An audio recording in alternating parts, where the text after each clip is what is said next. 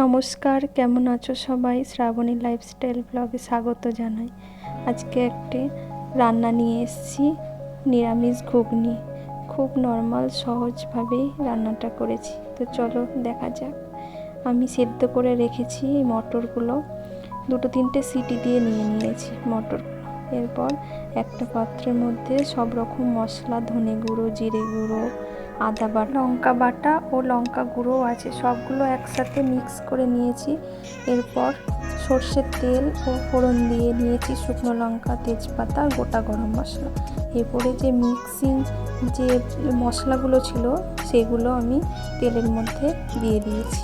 তেলে দেওয়ার পরে একে একে নুন, একটু চিনি, একটু গরম মশলা দিয়ে প্রথমে একটু কষিয়ে নেওয়ার পরে ভালো করে নাড়াচাড়া করে একটু গ্যাসের ফ্লেমটা কমিয়ে দিয়ে তারপর একটু হয়ে গেলে তেল ছেড়ে দেওয়ার পরে একটু টমেটো পেস্ট করা ছিল সেটা দিয়ে দিয়েছি।